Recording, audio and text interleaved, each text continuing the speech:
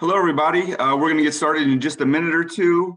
We got people trying to get logged into the webinar here, but we're going to start promptly at 1 o'clock in just a minute. Thank you.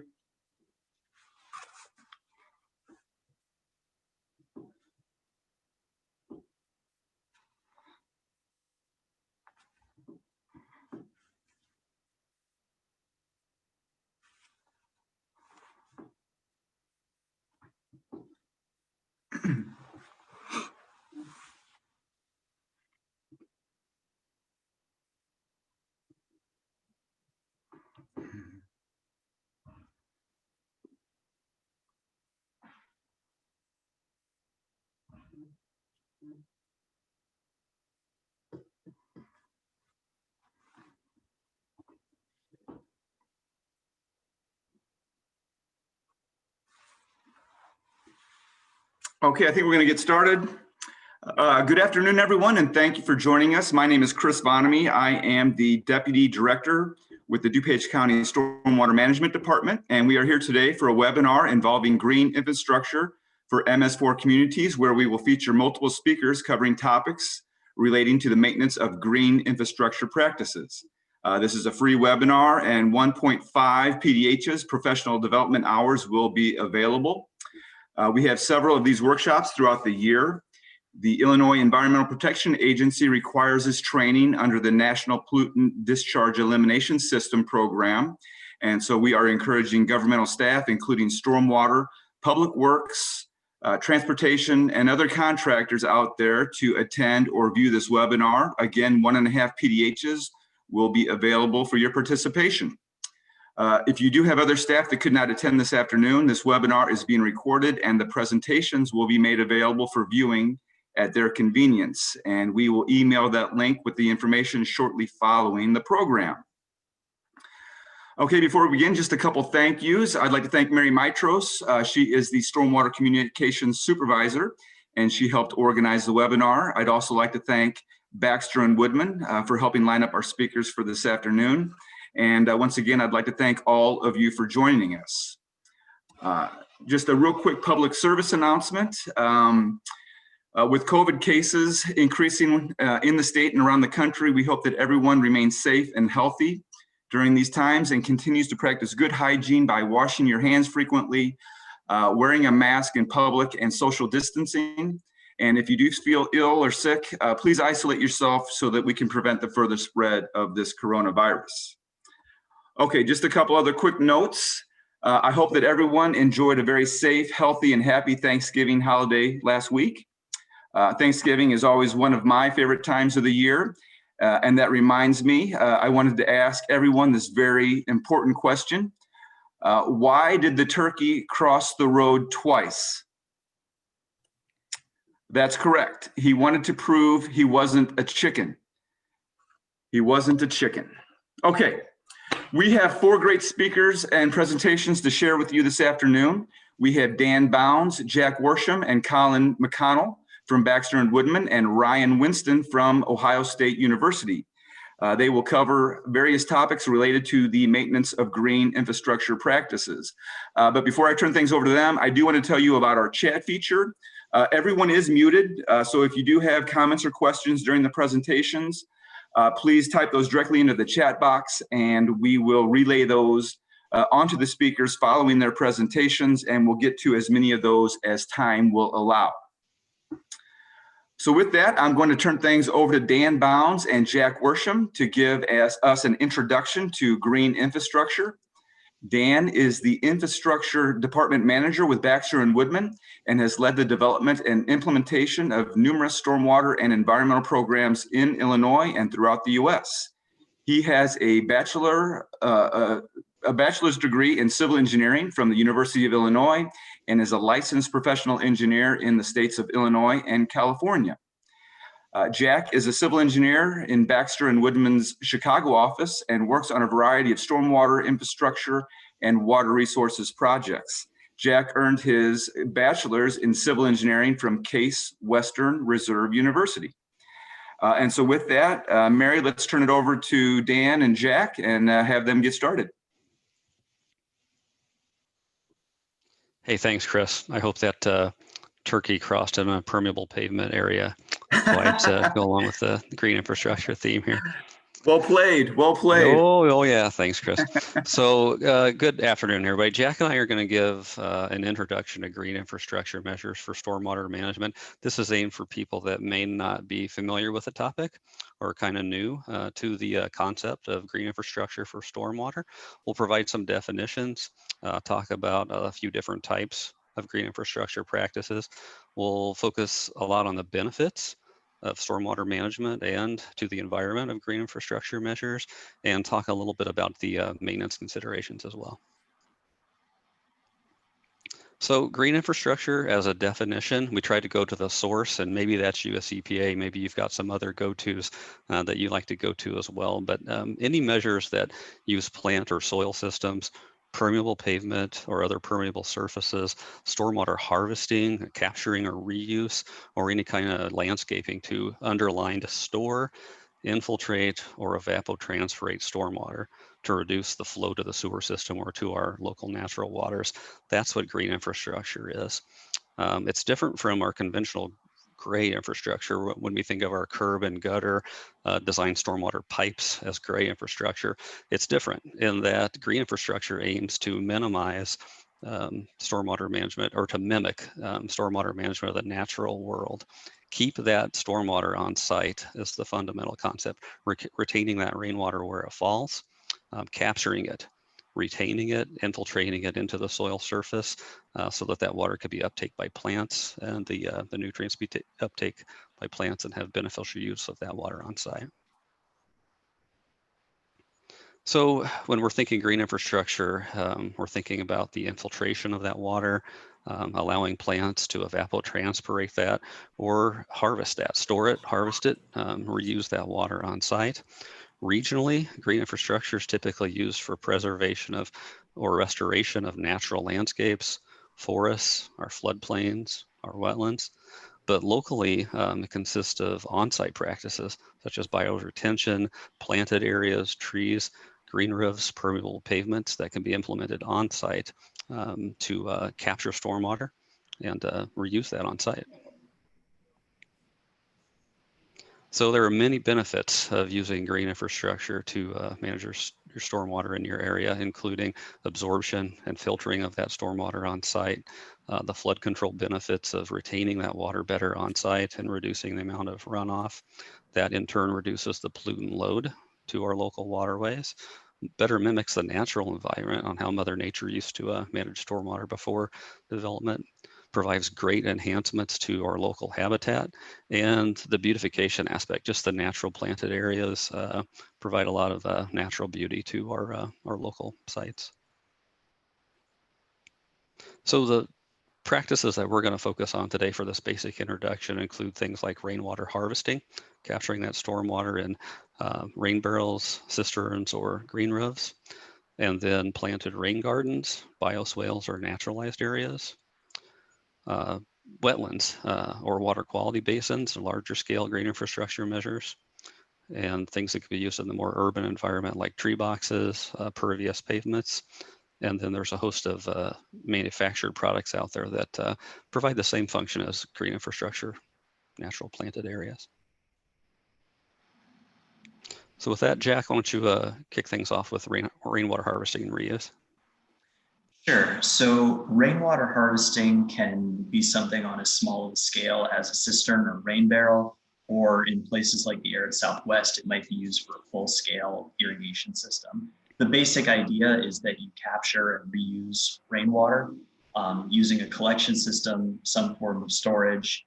If applicable, if you're recycling it for a potable water application, there could be treatment, although that's not too terribly common, as well as a distribution system. And so this can be used for all sorts of non-potable applications like irrigation, washing of vehicles and buildings, water features, street cleaning, or cooling. So a common green infrastructure practice used on a relatively small scale are rain gardens, which are shallow, depressed, vegetated basins that are specifically designed to collect rainwater from roofs, driveways, and streets. So water falls on these impermeable surfaces, makes its way to a rain garden, And then that rain garden is planted with grasses or perennials, which can then filter out pollutants, and in larger cases can provide habitat for local wildlife as well as beautification of the area. As far as maintenance of these goes, it's pretty similar to a residential garden. There's weekly watering, weeding, inspections, making sure that invasive species don't take over these gardens, making sure there isn't excessive sediment, because again, these are collecting water from other areas, and so a lot of sediment can be carried in. And then observing them during rain events to make sure they're performing their proper function. Annually, again, just like a residential garden, there's mulching, pruning, replanting, removal of any excess sediment that is built up.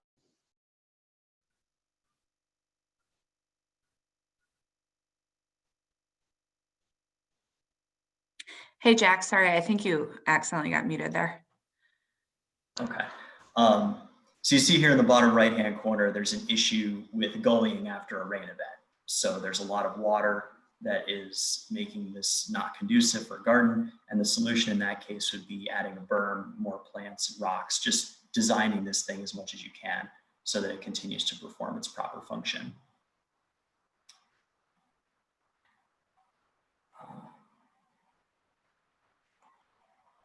Similarly, green roofs are more commonly used in urban areas, but these are engineered roofs that are up on top of buildings that provide beautification, can reduce runoff, remove pollutants, and in some cases can even save energy.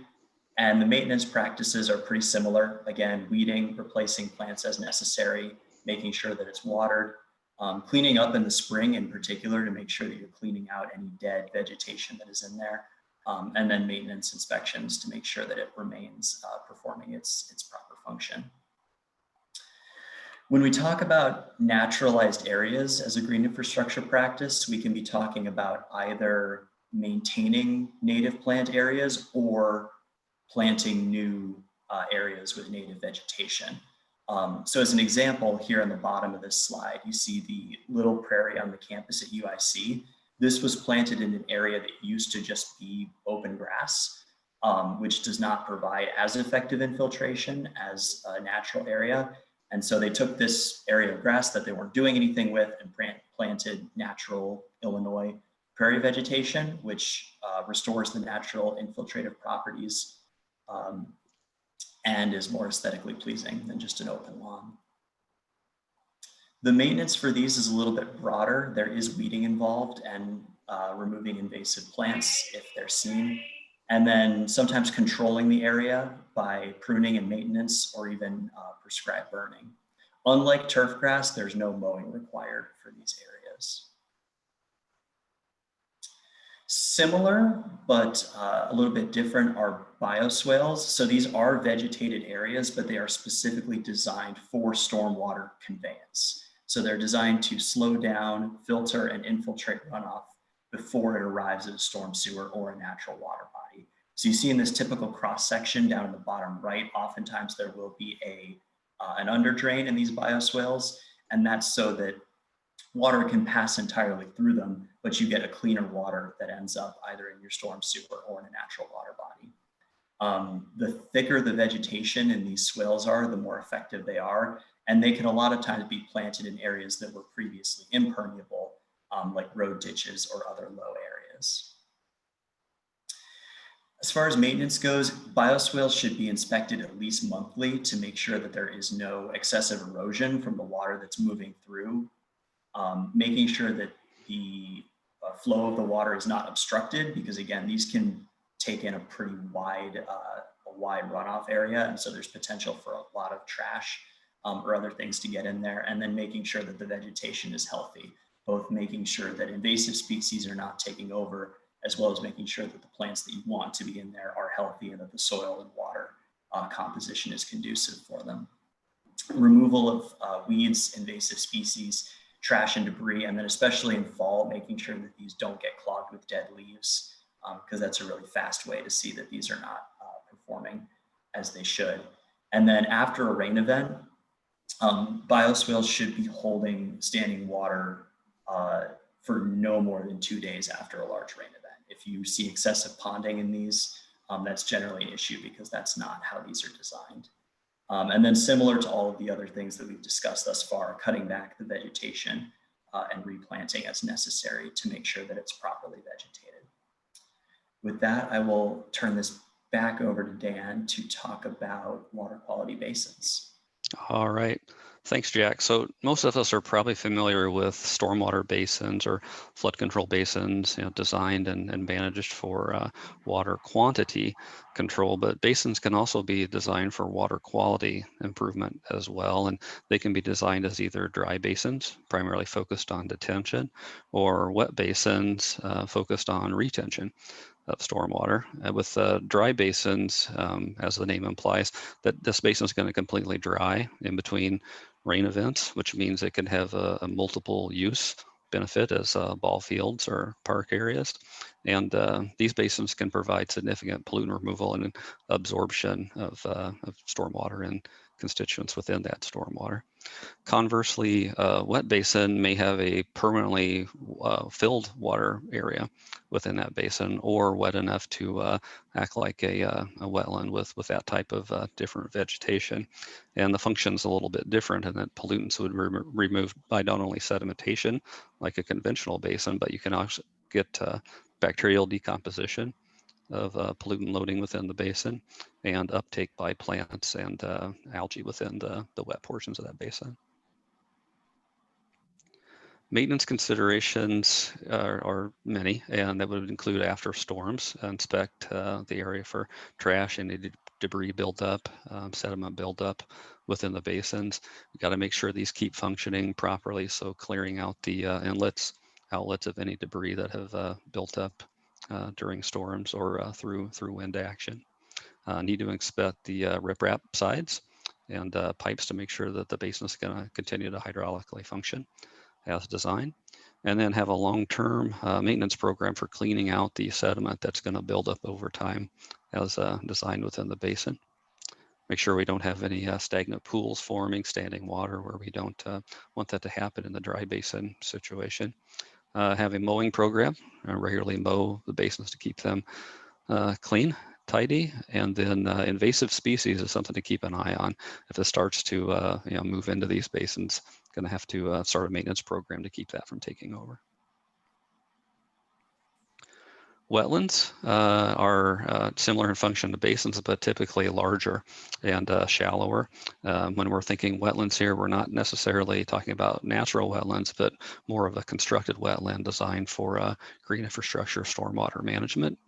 Like I said, these typically are larger and serve a larger drainage area, maybe larger than 10 acres in size, and provide a lot of pollutant removal benefits through a lot of different mechanisms like vegetation uptake, retention of the stormwater and those pollutants, soil absorption, and then the settling function of a conventional basin within the wetland.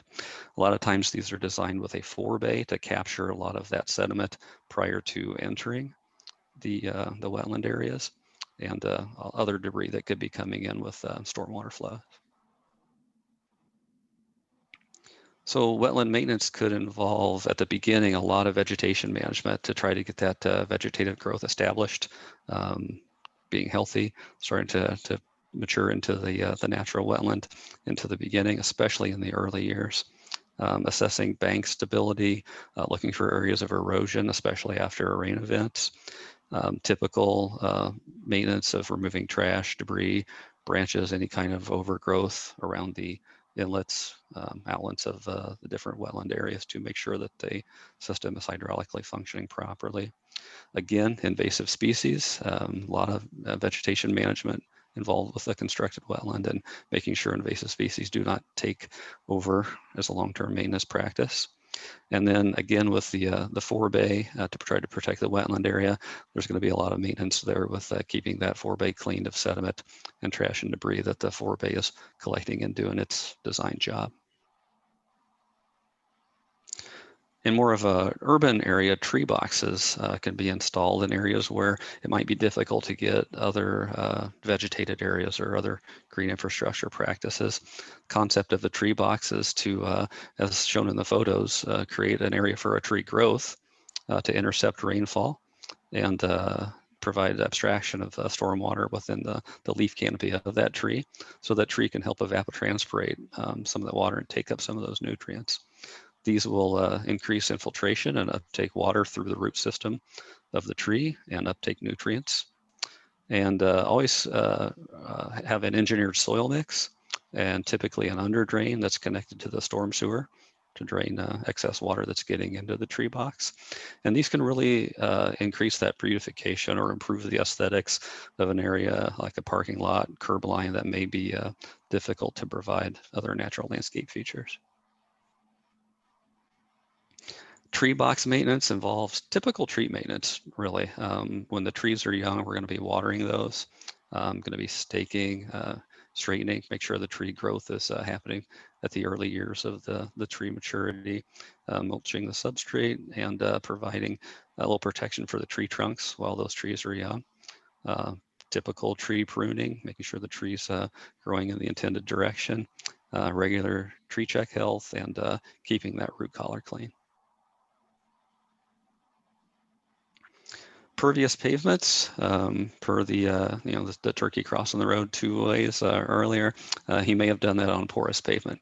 And this is pavement that is designed to provide flow through the pavement, infiltration, if you will, through the pavement surface so that it can get into a soil structure or maybe a reservoir underneath. And there can be many types of different pavement that could be porous, such as asphalt, concrete, or interlocking pavers. Porous asphalt's a hot mix. Typically, it can allow up to 80% infiltration, and with proper O&M, proper maintenance on keeping the void space of that asphalt clean, literature showing maybe a 20-30 year lifespan of this type of green infrastructure practice. Pervious concrete eliminates the fines or the little amounts of fine aggregate within the concrete, so that water can pass through the concrete surface with good maintenance on that. Again, 20-30 year lifespan. And then interlocking pavers, the pavers themselves aren't typically pervious, but the space between them is. So the space between them, the joints, if you will, are filled with a permeable material to allow stormwater to pass through. And any of these are typically not used on high-speed roads or areas with heavy truck traffic or heavy types of traffic that could damage this permeable material. They typically are installed over a reservoir of crushed rock or over soil, or an impermeable layer might have an under drain so that stormwater can flow through the surface and then properly away. So any of these types of pervious pavements are going to be subject to clogging, so regular vacuuming, specialty vacuuming, and power washing to keep those void spaces clear and open to allow stormwater to flow through. And in this area, we've got freeze-thaw cycles to worry about. So anytime some of the material or the pavement is moving, we want to repair or replace that pavement and avoid using sand for traction in the wintertime that could fill up those voids. The industry also has many manufactured products that mimic the function of green infrastructure. They provide storage, treatment of stormwater in our urban areas. These can include bioretention systems, separators like oil and grit separators or stormwater interceptors, underground detention products, inlet trash filters, and there's many other devices on the market right now. The keys to maintenance for these types of devices or practices is to get with the manufacturer, get an O&M manual, understand what the performance requirements and maintenance requirements are for those devices, and have an inspection routine. Key to long-term success of these products is going to be regular inspection, providing maintenance as described by the O&M manual, and budgeting for that long-term to make sure the activities and the replacement parts needed are provided. All right, so that was an overview of green infrastructure practices we're typically seeing used for stormwater management nowadays. And Jack and I would be happy to answer any questions that may have came in. Okay, well, thank you, Dan and Jack. That was a great overview of the green infrastructure practices. Right now I'm seeing a question here. You mentioned wetland basins are typically used for larger drainage areas over 10 acres. Can they be used for smaller areas? Any concerns with using them for these smaller areas? They can be used for a small area, and when we gave the 10-acre threshold, that's just what we typically see, because wetland areas are usually larger, but a constructed wetland can certainly be smaller, certainly be designed to handle a smaller drainage area. And maybe the forebay is something that may be not required in a smaller application, but they can certainly be used for smaller drainage areas, taking into consideration what might be coming from that drainage area. Okay, great. Thank you. I see another question here. What types of underdrains do you recommend for best opportunity for maintenance? Our experience is that smaller pipes tend to collapse and need full replacement. Yeah, we definitely want to use the right material to handle whatever structural load might be above that green infrastructure practice. We see under drains underneath swales, underneath tree boxes, underneath pervious pavements. Really, that's something that needs to be considered during the design of the device, and what type of size, what type of material should be used for that underdrain. Okay, great. Thank you. Let's see, I'm not seeing any other questions right now. If you do have other questions for Jack and for Dan, we can maybe do those at the end of the other presentations before our wrap up. So keep those questions coming in. But thank you very much. Great job, you guys. Thank you for that. And right now we're going to turn things over to our next speaker, and that is Ryan Winston. Ryan is an assistant professor at the Ohio State University in the departments of Food, Agricultural, and Biological Engineering, as well as Civil, Environmental, and Geodetic Engineering. Ryan and his partners with the Ohio State University Stormwater Management Program provide stormwater and stream management services and technical assistance related to urban water for federal and state agencies, as well as local governments and watershed groups. Ryan is particularly interested in applying practical lessons learned in field-based research projects to improve the design and maintenance of stormwater control measures. Many of his projects involve engineering design and construction oversight, and Ryan has been involved in the construction of over 50 stormwater control projects. Ryan is a PE in the states of Ohio and North Carolina, and today he is going to talk about permeable pavement. So Ryan, take it away. Great, thanks, Chris. Hope you all can hear me okay. Really appreciate you getting both of my department names perfectly correct. You would be shocked at how infrequently that occurs with the length of the names. So thanks also to Dan and Jack for an awesome introduction to green infrastructure. I think they've already given you a little bit of what I'm going to talk about on the O&M side of things for permeable pavements and their takeaways. You'll see mirror what I'm about to say. So just to give you a bit of background, we do a lot of field-based research down here in Columbus and across the state of Ohio and the Midwest generally. We've got projects in Wisconsin and Michigan as well. And so a lot of our projects lead to kind of takeaways for maintenance, particularly for maintenance intensive practices, which I think permeable pavement would fall into. So there's a lot of different types of permeable pavement that are out there. Really, to be honest with you, in Ohio, we've had a lot of failures on the sides of porous asphalt and pervious concrete related to a number of things. I'm happy to take questions on those if you'd like. I'm going to mostly focus on permeable interlocking concrete pavements in this talk. There are some differences, subtle differences in how you would maintain these systems depending on what type you have, but I'm going to give you the broad takeaways on permeable pavements in this talk. So general cross section for you, you've got some sort of permeable surface at the top, right? Water can pass through the pavement. And then typically you have an aggregate reservoir underneath that to provide structural support and the ability to store water, right? So those are your two goals there. Often you'll have an underdrain if you have poorly drained soils. And so water can kind of go in 4 directions, right? And the one that we're trying to avoid here with proper O&M is this surface runoff piece, right? That surface runoff piece, it occurs when you have clogging of these systems, which sooner or later is going to occur.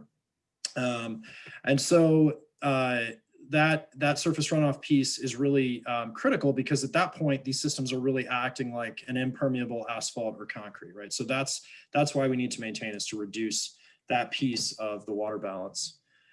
So how should it work? You should literally be able to open the fire hose on these things. This is one of the sites that we've designed and built up along the lakeshore of Lake Erie.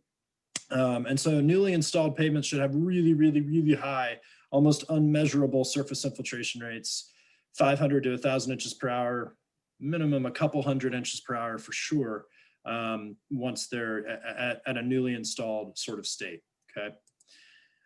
So unfortunately, with time, as most of you probably are aware, these things do block up, right? They occlude with sediment, acorns, leaves, etc., that get ground into the pavement surface. And this is regardless of the type of permeable pavement. So, you know, for this example here, this is on UNC Chapel Hill's campus in Chapel Hill, and you can see a 6-inch reveal curb here and 6 inches of water standing on your permeable pavement. I'm here to tell you that if you have 6 inches of water standing on your permeable pavement, it needed maintenance a long time ago, right? So that's a very easy way to tell, right? If you go out during a rain and there is active puddling on top of your permeable pavement, it is in need of maintenance at that point. Certainly, if you have 6 inches of water, it was needed a long time ago. Okay, so one of the points I want to drive home really is that the design of these systems, in my opinion, is heavily tied to how often you need to maintain them, okay? So I want to say that one more time. The way that you design them makes a big difference into how often and how onerous your maintenance is going to be, all right? So in Ohio, we have design guidance, and I'm honestly not sure what it is in the Chicagoland area. I'll be interested to hear maybe some feedback later. For a maximum of 2 to 1, what we call run-on ratio, okay? And this run-on ratio is the ratio of impermeable pavement draining onto your permeable interlocking concrete pavement, or your PICP, okay? So, of course, stormwater draining off of a parking lot is much dirtier than direct rainfall in terms of the amount of total suspended solids in that stormwater, okay?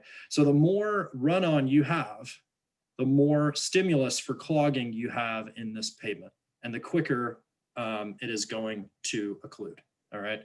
So as a, for instance, 2 to 1 is allowed in Ohio, and the state I used to live in, North Carolina. 5 to 1 is allowed just north of y'all up in Wisconsin. You probably gathered with me dropping a y'all there that I'm not from Ohio originally. But really what I'm going to try to answer here is first is, how does run-on ratio affect maintenance frequency? Okay. All right. So the first site I want to visit is actually the other side of the world. This is northern Sweden, in Haparanda and in Luleå. These 2 towns built porous asphalt roads about 30 years ago now. This is up near the Arctic Circle.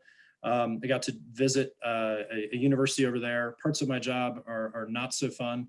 That part of my job was honestly pretty awesome, not gonna lie to you. And so when I was there, we collected these 2 data points here, I believe. Sorry, this one and this one. And they had infiltration rates they had measured throughout the life, admittedly only 4 or 5 data points at each site. These sites never received any maintenance, okay? And these sites are cold enough where they're sanding in the wintertime for their anti-icing. It's too cold for sodium chloride. And what you can generally see if you fit through this is what looks like a linear trend, but unfortunately this is in fact a logarithmic scale. So we have an exponential decay here in surface infiltration rate as a function of time, okay, without maintenance. I want to make that point. There's no maintenance done over the roughly 30-year lifespan of these pavements. So you can see that decay here, the function that we came up with, and this is again for porous asphalt. Similarly, we've been working on a site in Reynoldsburg, which is an eastern suburb of Columbus, Ohio. And we retrofitted in a porous pavement here in gray. This site has a 27 to 1 run-on ratio. So this entire area of parking drains onto these 12 parking stalls. I'm gonna stop here and beg you to never, ever do this, ever. Just don't do it. Don't ever put a tiny little strip of permeable pavement around a catch basin and drain something 50 times larger onto it and call it good, because it isn't good. I can tell you, we did long-term monitoring on this, and you actually can't even tell in terms of the runoff hydrology that this porous pavement is here because it clogged so quickly. Okay, so that run-on ratio is really key. Okay, so 27.6 to 1 in this case. So this is the insane, high end of the spectrum. Here's our infiltration rates as a function of time. We measured them at 6 different locations on the surface of this permeable pavement. We came back roughly quarterly every 3 months and measured at the same points. And you can see a nice decay with time. Again, looks linear. In fact, it is exponential in nature.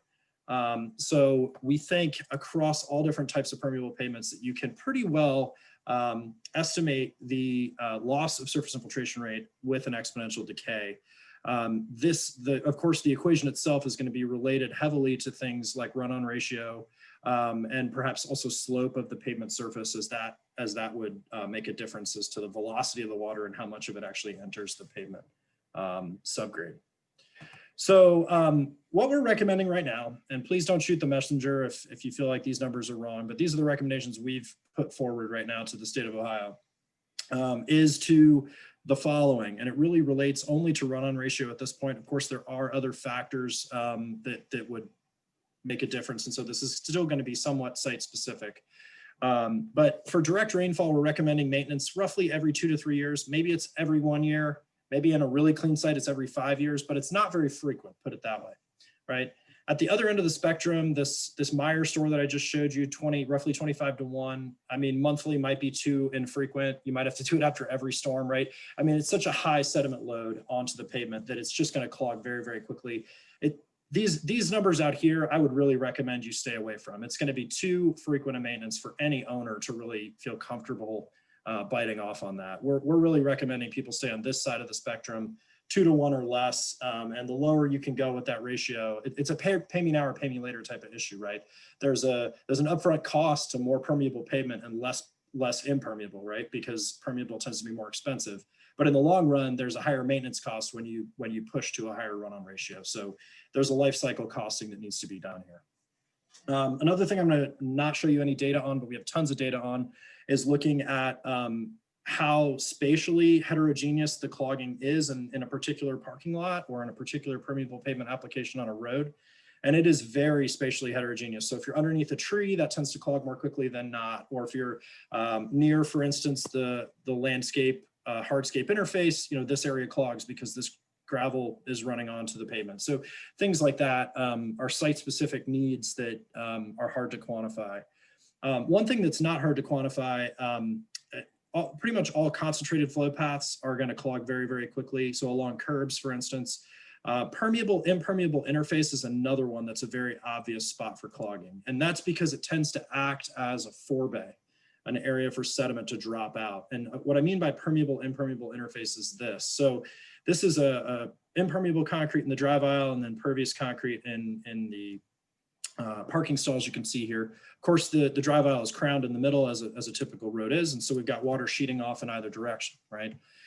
The permeable, impermeable interface is this point right here, right? That's where this water is going to enter. And essentially that acts as a forebay, right? This area is going to clog first, and then that clogging is going to progress or migrate downslope away from that PII, that permeable, impermeable interface, okay? So that point is a particular point of high maintenance need as well. In these systems. Okay, so I've shown you that they clog and you're like, wow, that was maybe not earth shattering. I already knew that. Okay, so let's talk about how you can actually measure or quantify where the pavement is clogging and then how you can unclog it or unblock it. So there are a couple methods that I would recommend. I like one more than another, and I'll make it clear which one I like more in a second. There is actually an ASTM standard for pervious concrete, C1701, or for permeable interlocking concrete pavers, C1781. If you want a good way to fall asleep at night, if you've had a little too much coffee late in the afternoon, I recommend pulling one of these up and reading it. You will fall asleep very quickly because it is dry as a bone trying to read through this thing. But anyway, they tell you how to do it. I'll tell you in a second what it requires. And then there's a couple of quick and dirty methods. Putting a 5-gallon bucket of water on, if it doesn't soak in within, say, 5 seconds, that's usually an indication that you need maintenance. Going out during a rain event, as I mentioned earlier, is another good one. So ASTM methods generally are the following. You take a 12-inch diameter ring, which you can see here, can be metal, pipe, it doesn't matter. That's the first problem. I don't know how many of us have 12-inch diameter rings sitting around. I know I don't at my house. So finding that is a problem. It's a constant head test. So you pour 5 gallons of water through this thing, and you have to keep between 0.4 and 0.6 inches of head on the pavement, which is a big challenge at high infiltration rates and is incredibly boring if you have a clogged system, because you can be here for an hour doing one test, which nobody in their right mind wants to do. So I don't like that one. We came up with this simple infiltration test.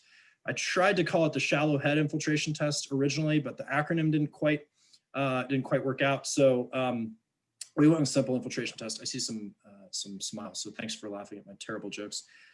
So we basically, you go to your home improvement store, you buy a wall stud, you cut it in 4 equal lengths, you screw it together to make a square, okay? And then you apply a bead of plumber's putty and you affix it to the pavement surface, okay? It helps if you have 1 or 2 people stand on it as well to put their weight on it. And then you pour a 5-gallon bucket of water in. It's a falling head test, so you pour all the water at once and you measure how long it takes for the infiltration to occur. Okay, so it's really simple. Because the surface area of this infiltrometer is much larger than the 12-inch diameter ring, it takes about 75% less time. There's a whole bunch of benefits to it. But basically, it's a quick and dirty test that is still quantitative in nature, that can get you to whether you need to maintain or not, okay?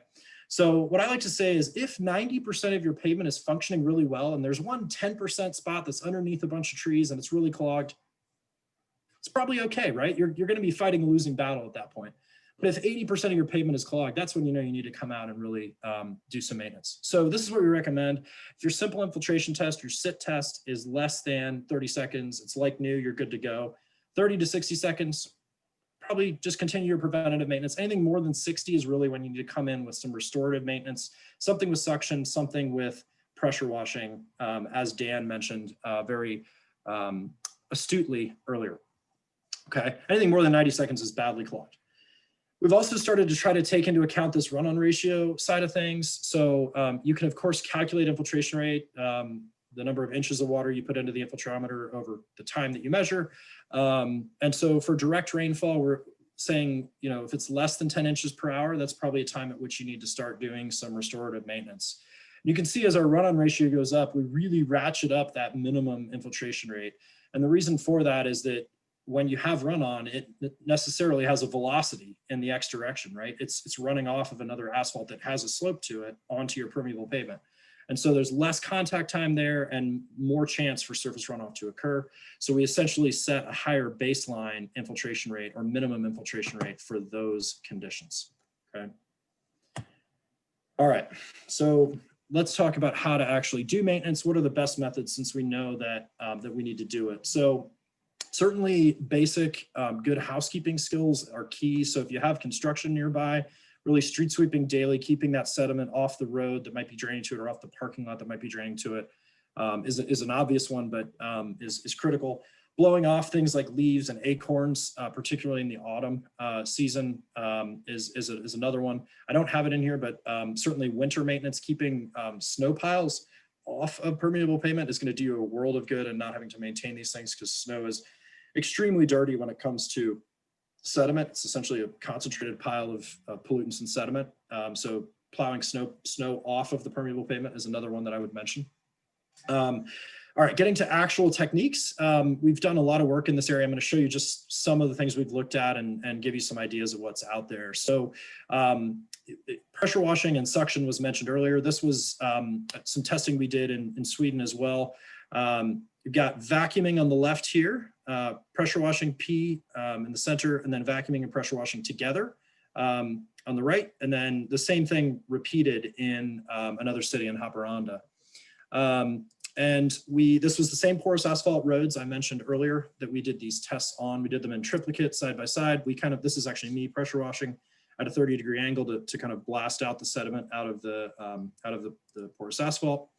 And what we found essentially, so the site was heavily clogged. These are the pre-infiltration rates. They were less than 1 inch per hour, really, really heavily clogged prior to maintenance.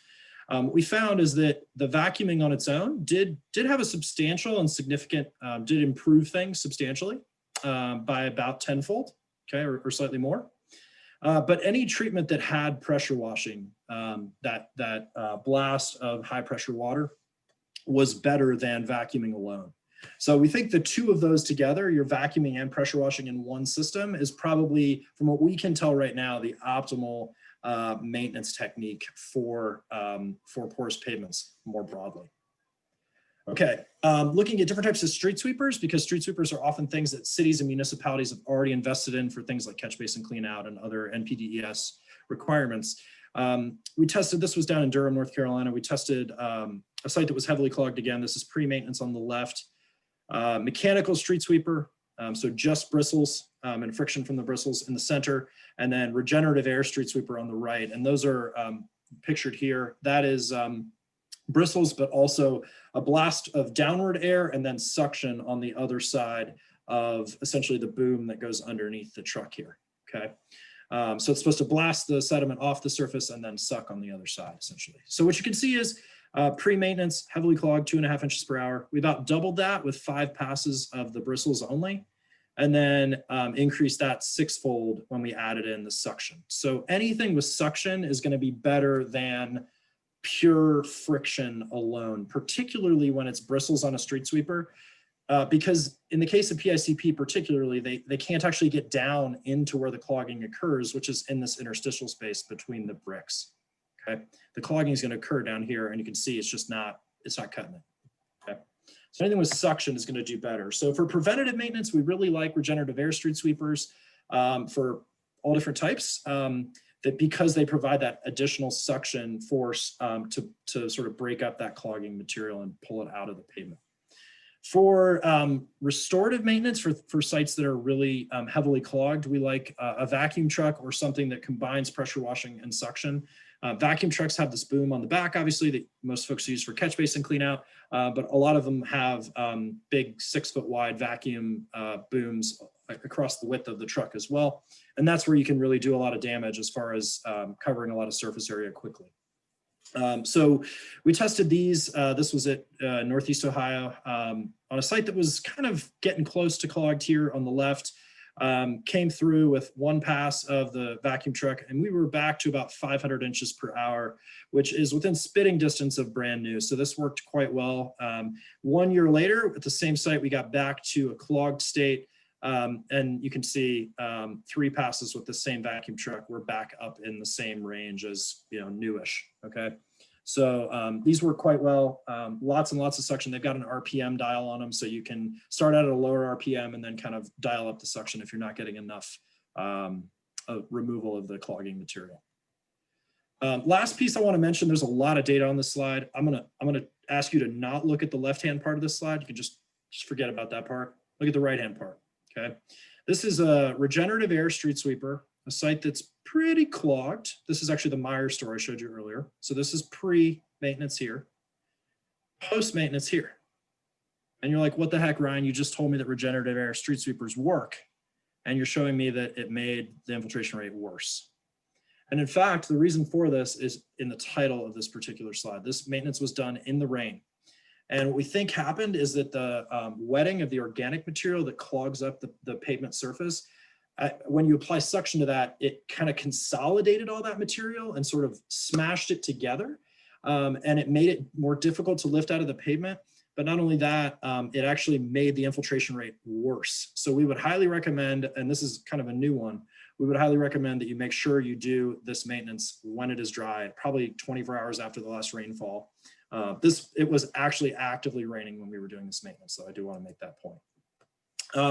To piggyback on Dan's point earlier of suction and pressure washing, there are a number of sort of smaller scale machines that are out there on the market or on the way to the market to do this type of thing. And, I'm not suggesting that most cities are going to invest in this, but certainly I think private sweeping contractors, for instance, this one in the top right-hand corner was actually built by a private company here in Columbus. It's basically an attachment to a regenerative air street sweeper that has pressure washing nozzles that spin. And so you've got suction here and pressure washing. This is a cyclone machine, which is used to clean rubber off of runways at places like O'Hare. It's essentially high pressure water and suction, and they've used this for permeable pavement. It works quite well. This is a machine cleaning vehicle, which is what's used on the aircraft carriers, the US aircraft carriers.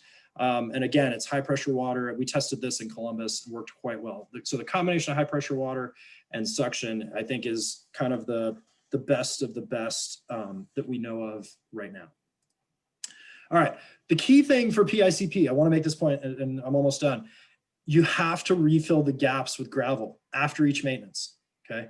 That's maybe the most important thing I've said this entire time. If you don't do this, you're going to make the next maintenance way harder, right? So if you remove the upper inch of gravel, these bricks are 3 1/8 inches thick, right? So the next time you come back, your clogging material is now an inch below the pavement surface, right? So you need to apply that much more suction to remove the clogging that's deep down in the pavement cross section, okay? So if you don't replace the gravel, your clogging moves deeper and deeper and deeper into the cross section. It becomes harder and harder and harder to remediate, okay? So I'm gonna show this point. This is Bill Selbig's slide. He's with Wisconsin Water Science Center up in Madison. So thank him for this slide. You can see the clogging here in the upper inch. This is between two bricks here. And you can see just kind of the debris that's accumulated around the gravel that's typically in the interstitial spaces. And you can also see kind of the line on the brick here, which is indicative of where that clogging layer is getting to. And if you don't replace the chipstone that you remove from this upper 1 inch, then your next clogging material is all the way down here, right? And then if you start sucking long enough without replacing the gravel, you can actually undermine the pavement if you pull out more than 3 inches of gravel from the interstitial spaces and you start pulling out the gravel that's actually supporting the brick. So that is maybe the most key point, I think, for maintenance of these systems. All right, so methods that work. We really like regenerative air street sweepers for kind of preventative maintenance, maybe once every 3 months, once every whatever months. Really something with suction for restorative maintenance, something like a vacuum truck, or something that has suction combined with pressure washing seems to be the best methods that are out there. Okay, so to summarize, if you're a designer, please do your best to reduce susceptibility to clogging. It's going to reduce the long-term costs in terms of O&M on these systems. Higher run-on absolutely means higher maintenance and higher maintenance costs. Yeah, number 3, Dan, thanks for just saying that. I don't even have to cover it. Yeah, maintenance, you need to refill the gaps, absolutely. And there's a lot of new devices that are out there. If you go to a place like WEFTEC, whenever we can next go to a conference, there's tons of machines that are out there on the market for maintenance of these systems. So I think it's really an area where there's going to be a lot of innovation in the next half a decade or so. So I'll leave you with one of my favorite permeable pavement slides. This is from London. It's Dustin Timberlake and Bruce Springclean. Pretty clever names for their street sweepers there. So I'm not sure if I have time for questions, but if I do, I'm happy to take them. All right, great. Thanks, Ryan. Yeah, we do have time for a couple questions. Let's see. I got a couple rolling in here. It says, what is the upfront cost difference between permeable pavers and porous concrete? And then what also is the long-term cost difference between those two? So the question is between pavers versus pervious concrete. Okay, so what I usually, I'm going to answer a different question first and then come back to that one. What I usually think is like a 1.5 to 2x cost difference between the impermeable cousin versus the permeable cousin. Okay, so like pervious concrete is going to be 1.5 to 2 times more expensive than impermeable concrete. Okay. The difference between concrete and pavers is not tremendous. I would say pavers here installed, we usually are somewhere in the $10 to $14 square foot. And concrete's probably in that $8 to $10 range. But again, pervious concrete, if you read the manual, you're not supposed to salt it for the first year. It actually has major effects on the way that the pavement cures. And good luck not salting anything in Chicago for a year. I mean, same in Columbus, like that's just not feasible. So yeah, anyway. All right, great. Well, thank you. One other question here. What was the pavement, or I'm sorry, was the pavement still original in Sweden? And is it still structurally okay? Yeah, that's a great question. It is. It is. I would say hydraulically, it needs a lot of work. It's very clogged because of the sand that they apply in the winter for anti-icing, or for not anti-icing, really, for traction control, I should say. It's still the same porous asphalt. It's about 30 years old at this point. And it's actually, I think, in fairly good condition. They got the mix design in both cases pretty nice. There's not a lot of raveling in either case, and it's still holding together at least as well as I would expect a 30-year-old standard asphalt would. Yeah. Okay, here's another one. Wouldn't it take more than 24 hours for paver void space to completely dry out? So the void spaces between the pavers,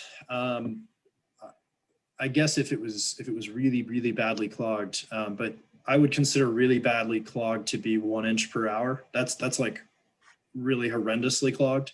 And the bricks are only 3 inches thick. So, you know, depends on how much water you're trying to pass through it, but even the probable maximum flood's only 10 inches of water, right? So yeah, it should drain. A properly functioning one should be completely drained within seconds of the end of rainfall, right? These things are infiltrating at 500 to 1,000 inches per hour new. So yeah. Okay. And then I'm seeing one more here. What are the thoughts on maintenance on a system like pave drain? They claim less maintenance because you don't have to refill the gaps between pavers. Yeah, so Pave Drain, you might be familiar if you're not, is a proprietary device similar to what Dan was talking about at the end of his presentation. It's a company that is out of Michigan, I believe. They sell a brick paver that kind of reminds me of what you would use for a retaining wall. It's much bigger than a interlocking concrete paver that I showed you in my presentation. They're, I don't know, 2 foot by 2 foot square, maybe something like that. And they weigh 150, 200 pounds each. They're also articulated. So they're connected with metal, basically guy wires that go through them. They do not recommend any gravel in the interstitial spaces between each of the blocks. And they claim that is to reduce clogging. And I guess that's probably true in the interstitial spaces. So I'm going to preface this by saying I've never done any research on pave drain. So this is my opinion, not actual fact or things that are based on research I've done. My honest concern would be, with no stone in the interstitial spaces, basically all the sediments going down and into your reservoir, right? And if you get any sort of choking material in that reservoir, which you might, then that sediment's going to start to build up. And at that point, it's quite deep below the pavement surface. And so I'm not really sure how you remediate it at that point. I've seen the system clog for certain. I've seen quite a few of them clogged in Detroit and other places. And so I think they absolutely still need maintenance. I don't know of a single stormwater control that doesn't need maintenance, put it that way. Yeah. All right, well, great. Thank you very much, Ryan. Great job on the presentation and answering all those questions. Right now, we're going to turn it over to our final speaker, and that is Colin McConnell from Baxter & Woodman, and he will be talking about naturalized area management. Colin has over 20 years of environmental design, installation, and native area maintenance experience. He has performed numerous native monitoring and maintenance projects within the Chicagoland area. This includes prescribed burning, herbiciding, and erosion control problem solving of native areas to make sure that they perform and appear as intended. So Mary, please turn it over to Colin for his presentation.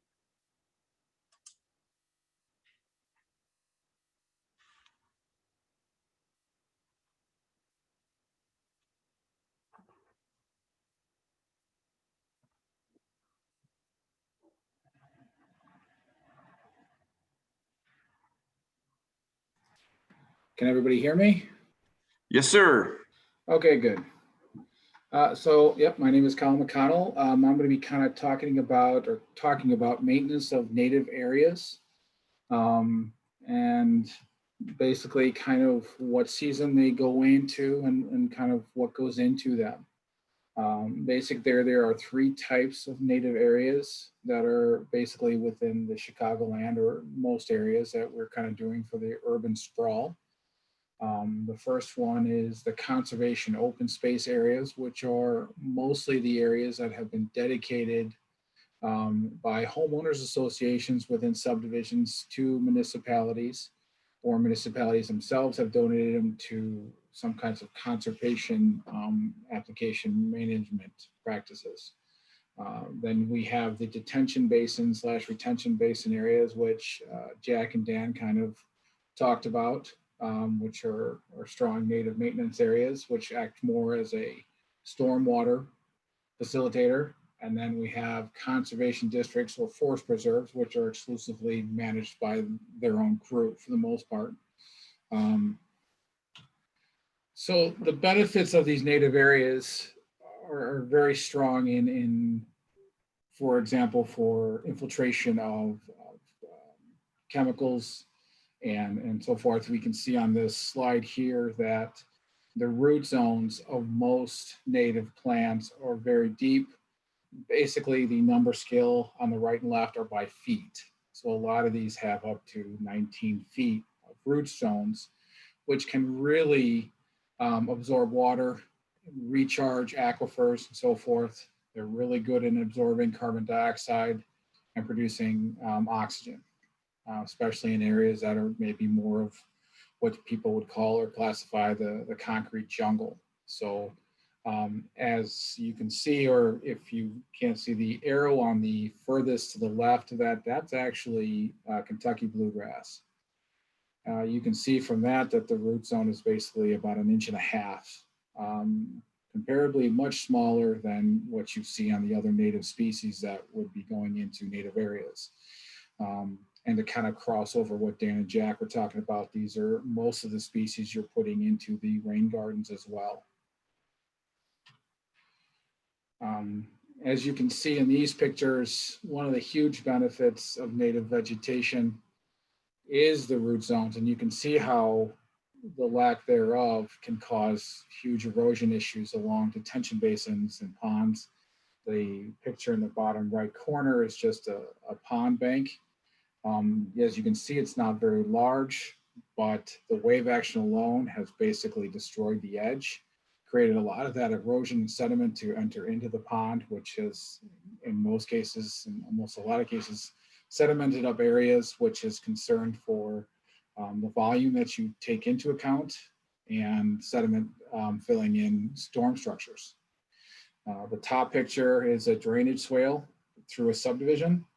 It actually comes through the subdivision, and you can see that the lawn is not quite holding back that bank like a native vegetation flowage would.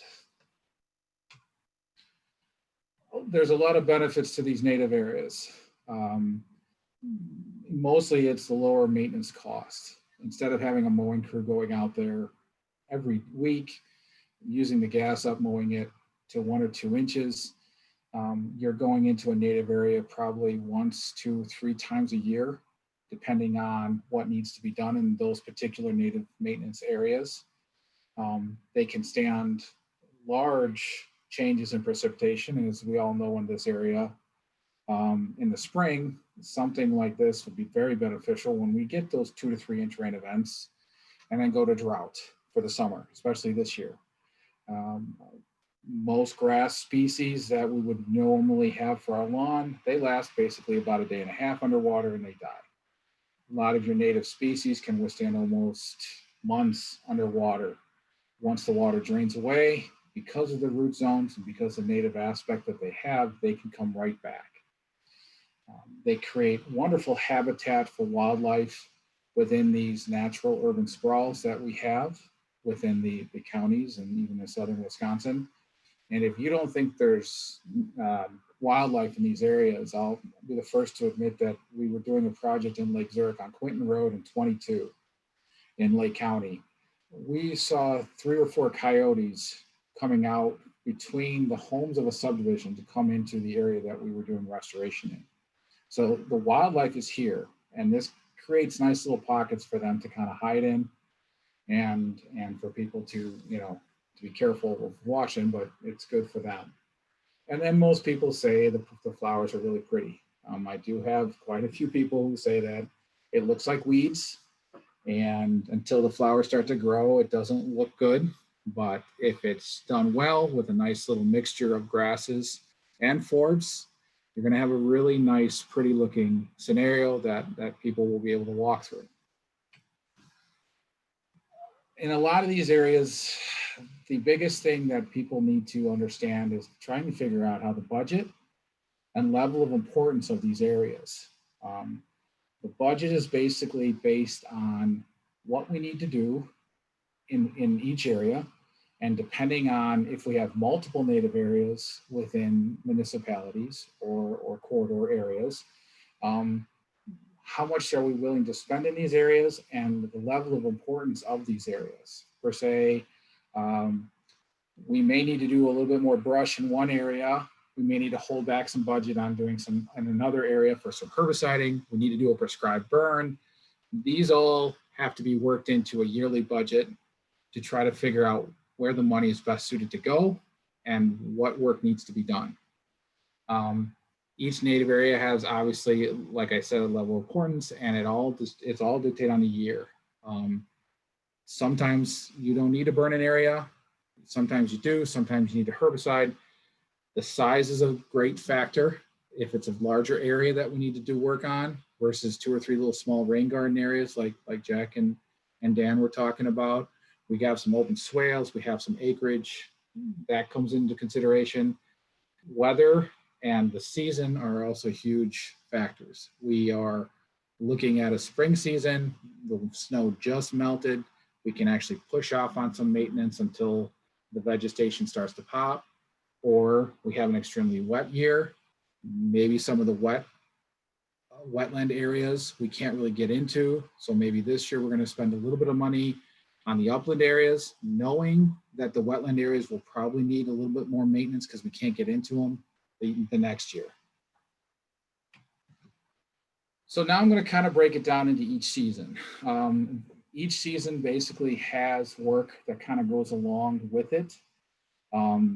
So obviously the spring season is generally the burn season for most native areas. We do a little bit of burning in the fall in some of the woodland environments with the dry leaf litter, but 70 to 80% of all burns basically are done in the spring.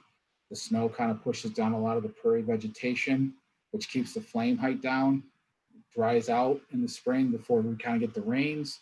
It usually generally has less smoke, and the winds are usually out of the right, a considerable direction to where we need to blow it, the smoke away from other areas. Basically, a prescribed burn is generally 3 years in rotation for most native areas. That definitely could be different depending on your native area. If it's newly restored, we may need to burn it every other year. If it's a well-stabled prairie area that doesn't have a lot of weeds or invasive species, we may be able to push it to 4. And that's what's kind of nice about a lot of this maintenance. It's flexible. You kind of analyze what you have to do and you kind of go from there. Most of the spring equipment, which is more burn related, you have the drip torches, you have brooms and flappers, which are basically what you would think. A broom is basically a broom. A flapper is a piece of rubber on the end of a handle. This is not, hard equipment to be able to build yourself, but it is kind of good for what we're doing. Depending on the acreage, an ATV is conducive.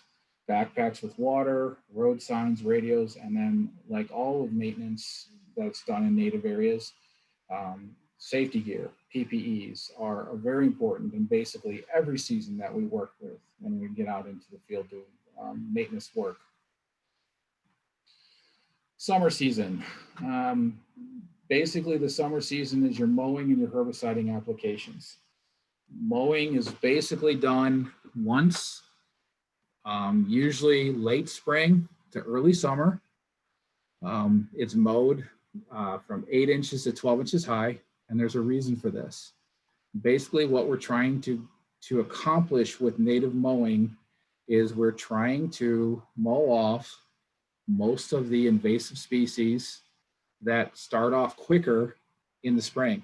So once the soil starts to warm up and the seeds start to pop, native invasive seeds will actually take off quicker than native seeds. And so when we're trying to mow, like end of May to early June is kind of the window. Obviously, it's going to move depending on what weather we have in the spring. You're trying to cut the heads off of thistle, invasive grasses, teasel, common reed, things that we want to chop off before it goes to seed and goes to flower. Now, because the native species are slower, they're still usually below that 8-inch height, so that once you cut the tops off these weeds, the natives then will pop up after that, and then you do not want to mow it again. Basically, if you mow it after that point or you mow it too late, you're going to be mowing a lot of the native species right off, and then they're going to have a tougher time to reestablish themselves and fill in, okay? Herbiciding, obviously, there's a license that's required for Illinois, Wisconsin, or whatever state you're in. Usually the springtime is also a good time to go out, clean up a lot of the native areas, make sure that the garbage that native areas collect, you can kind of pick up and clean up. And I always like to go out in the spring and pick up all the native Christmas trees that happen to fall into native areas after Christmas. So this is a good time. What I also want to mention too is maintenance records are extremely important. The idea of keeping track of how many hours you put into certain native areas, how much herbicides you put down, your crew number, this will help you create a budget for the next year. If you're working in a certain area and you put a lot of time in and you didn't put a lot of time in another, you can definitely look back at the notes, the pictures that you're doing, and figure out over the wintertime what you need to do for the following year. Summer equipment. Basically, you got the herbiciding tanks, the herbiciding backpacks, weed whippers. We very like the weed whipper with the circular saw blade. It helps with some of the thicker grasses we need to clean up, some of the sandbar willows, some of the smaller brush that we kind of attack in the summertime. Walk behind mowers, and obviously the mower deck for mowing. Once again, I want to iterate that this mowing deck has to have a height of 8 to 12 inches. You cannot just use normal lawn mowers to mow native areas. You're going to chop it right off and basically have to start from scratch. Another key thing is, because we're only mowing it once, a lot of the refuge kind of falls down and it's fine. If you're mowing a lawn area right next to a native area and you're blowing all that clippings in to a native area, you're doing the same thing that people are doing when they throw brush in there and Christmas trees and whatever else. You're going to create pockets of smoldering. If you decide to do an area that you need to burn, those areas are going to smoke for a very long time. So you're better off keeping a lot of the small clippings out of the native areas. And if you can blow your mower the other way, it probably definitely would be beneficial. The other important thing I'd like to iterate is when you do decide to do the herbiciding, please put a sign up. These native areas, especially nowadays, have been utilized by a lot of people. They're getting out of their houses, they're walking through these prairie areas. Herbicide is usually, okay within 2 or 3 hours. Obviously, use the recommended things on the control labels, please. But we always like to put a sign out for at least 24 hours to say, please steer clear of this. We just herbicided it. A lot of people, we don't want people running through herbicide or animals running through herbicide if you've just done an area. Fall season is basically brush season. fall and winter for the most part, primarily because it's cooler. These are the times you want to get into some of these native areas where the brush is kind of taken over, especially along pond edges. They actually will do some damage to some native areas along the ponds and creeks. So you get in, get the brush out. Woodland areas, they kind of take over the forest floor, which could cause erosion. So you kind of want the forest floor to be revegetated with forbs and grasses and not brush. We also find that the brush does kind of take a toll on some of the mature trees. It doesn't dry out like it's supposed to when it should, because all that shrubbery kind of holds the moisture in and shields it from the sun. Winter equipment, basically it's what you would expect: chainsaws, weed whippers, mowers. Depending on if you can, in some sites you'll be able to burn the brush piles instead of chipping it. If you do chip into some of these native areas, these woodland areas, I would definitely recommend hauling the chips away. Basically, the chips create a mat along the forest floor, which prevents some of your natural grasses and flowers to bloom in these woodland areas. If you do a prescribed burn for brush piles, or if burning is something you're going to have a permit for that. But I would recommend small little 6-foot piles where you can just add to it like all day. I've seen a lot of piles where people create 20-foot long, 20-foot high piles. What happens is it makes it really tough to try to burn. Even if you do get it burning, it's going to burn hot and you're going to have issues with it. So if you kind of start small and kind of add to it all day, at the end of the day, you fold the pile in and basically you've just disrupted about 6-foot area of ash and not a huge overbearing area of brush piles. Good, bad, and ugly. Basically, the upper left picture is a conservation open space. You can see the subdivision homes on the left side. Basically, the east side, which you don't see, is Highway I-56, which runs north-south. This has a prairie path that people enjoy. This is what I was talking about. Some of these nature areas kind of fitted in amongst the urban sprawl. And fortunately for us, this is one that has a nice path. As we're doing maintenance on it, people are walking up and down the path, really enjoying these areas.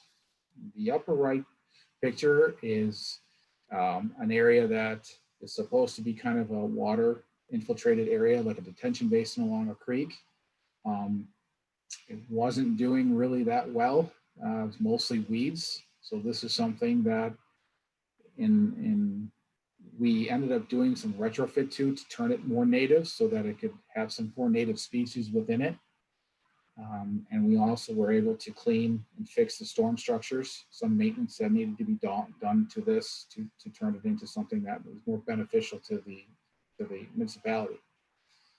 And the bottom corner, most of you probably would recognize that big, tall, common reed type species there. It's a grass. It's along most highways and drainage swales in detention basins that aren't taken care of in maintenance and native areas. This is a very noxious species. It can get stuck. And the root zones are basically creates a 1 to 2 inch root zone that is very tough to get rid of. And then it eventually fills in a lot of the storm structures, which creates issues on drainage. And it's just not really nice looking, you know. So that being said, that's kind of it. Obviously you see the painted turn on the left. The right picture is a marijuana plant, which we came across in the native area. It's kind of funny because right next to it is a purple coneflower. But I think they were more concerned in keeping the marijuana area fenced in. So. And I realized after I took this picture and I was laughing that I got out of there pretty quick once I realized that I shouldn't be laughing and I needed to move a little quicker because I was concerned somebody was coming back. So. All right, well, thank you, Colin. Very good. Sure. We do have a couple questions that rolled in here, so I'm going to relay those on to you. First question is, how do I know which invasive species I have and when to mow? Basically, mowing is more of a timetable, not a not a species scenario. Most of your invasive species are things that you would find in your normal garden or yard. Canadian thistle is a big one. Types of grasses, if you end up doing a native area, you kind of know the seed mix you're supposed to be. If it's a non-area that's just been a natural area, basically anything up taller than 12 inches in late May to early June is going to be invasive and not something that's going to be more natural. So at that point, you can almost just do a quick mowing and then let it go. If you also do an assessment, and that's why I like the notes so much, if you're uncertain about a native area because you just started taking it over or you just started doing maintenance on it, taking notes throughout the year will give you a better idea of what you need to be targeting the next year. So maybe just, if you have to jump in and do something, maybe jump in there and do a quick mowing. And then I like the idea of wait and see what comes up, maybe do an assessment during the summer, figure out if you have more weeds and grass, then maybe that's going to change your type of management the following spring. Knowing if there's not a lot of good native things in there, maybe you can just hack it all down and maybe restart, reseed it. Okay. Okay. Very good. Thank you. And let's see, there's one more here for Colin. When you mow the invasive grasses, do you leave the trimmings behind? I assume yes, but don't know if that would have an adverse effect on the native species. No, it won't. Basically, you're chopping a lot of green material off. If you do it late enough to where you're actually mowing off seed heads of these invasive species, then obviously that's going to reintroduce more seed back into the ground. But if you hit it at the right time to where they have not gone to seed or flower yet, then basically just leaving the material there is perfectly fine. It's just going to break down and just, turn back into compost for a native area. It's nothing bad. So you do not have to collect it. Okay. Colin, thank you very much. Thanks for sharing your experiences and knowledge with us. Great job with the presentation and answering those questions. I think we have one more question that just came in. And let me see here. I think this is maybe a question for Ryan. So hopefully Ryan's still with us. It says, my concern with permeable pavements is that they look good even if they are not maintained and are fairly clogged. Has there been any surveys on how well or how poorly owners of these pavements have maintained them? Did I say that right? Has there been any surveys on how well or how poorly owners of these pavements have maintained them? Yeah, thanks, Chris. So yeah, there have.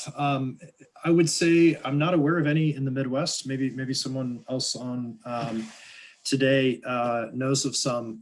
The one that I know of was done a number of years ago now, probably 2007, 2008, along the eastern seaboard of the U.S., kind of Delaware, Virginia, North Carolina, Maryland. It was published years ago in ASCE, I think Journal of Irrigation and Drainage Engineering, maybe. And they looked at existing conditions. The one thing is all of those porous pavements were in very sandy soils because that's where porous pavements really started in their use. And so I'm not sure how well that translates to, certainly Ohio, it doesn't translate well at all. And I would imagine it's similar in Illinois where you probably don't have a ton of sandy soils. Maybe I'm wrong on that. But it's one of the things that our group would like to do.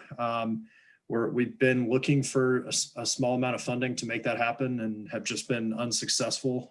But it's on our list of items that we're interested in taking on if we can find the right partners. Yeah. Okay, great. Thank you. Ryan, the infiltration test that you showed, would you recommend that to be part of an annual program just to check the infiltration rates, even though the pavement's looking good? Yeah, exactly. And what we'd recommend is like 3 tests on a porous pavement. Obviously, if it's many acres in size, you probably need more than 3, but you can run 3 of those simple infiltration tests in 10 minutes. So you can get a quick and dirty idea very quickly. Most often when they're heavily clogged, you can visually see it because that clogging occurs right at the surface. Anytime you see grass growing, that's a really good indicator. Or any type of vegetation growing is a good indicator that you have some soil essentially that's formed and rooting has occurred. So that's another one that's an easy thing to spot.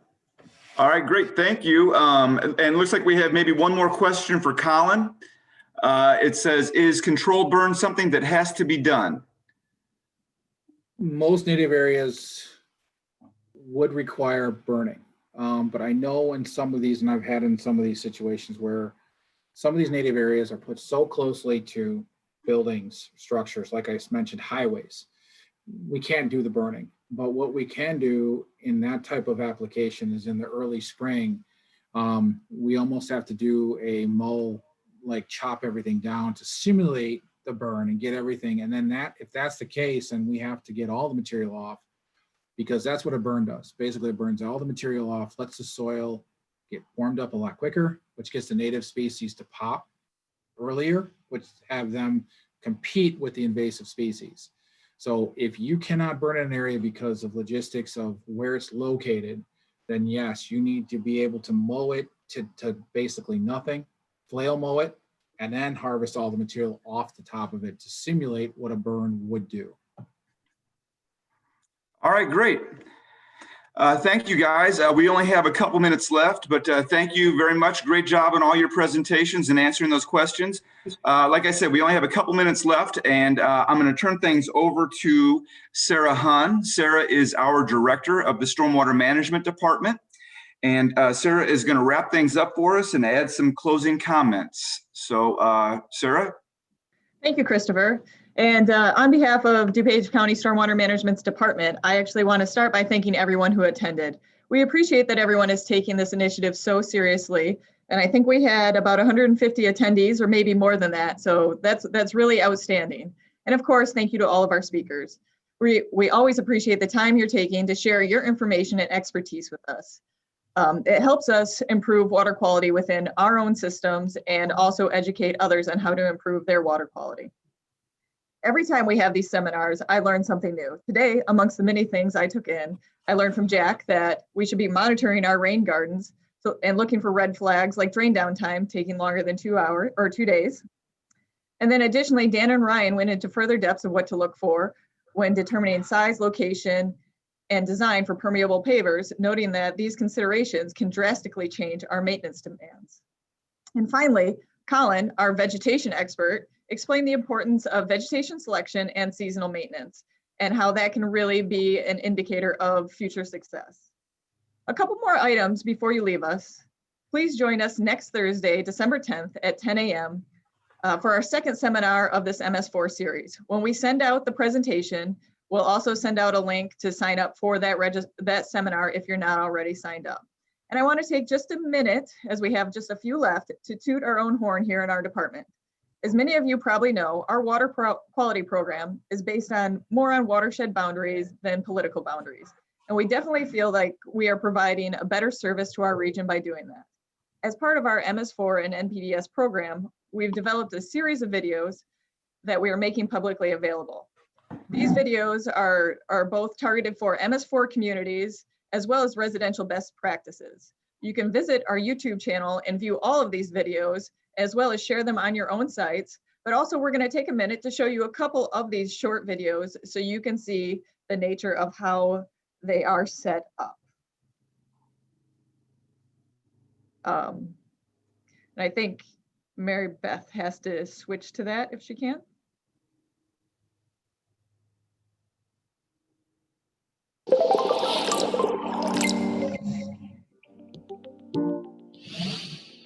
To keep our waters safe and clean.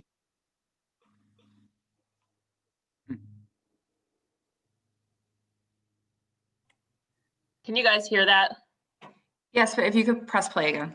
Okay, yeah, I just did. And be aware when storing and handling chemicals.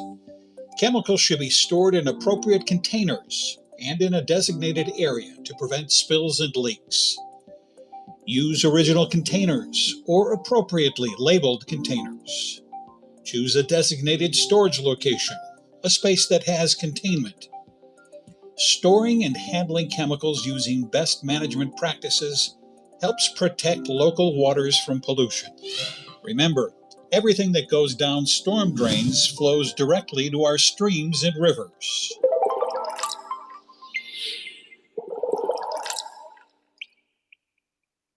Thank you, Mary Beth.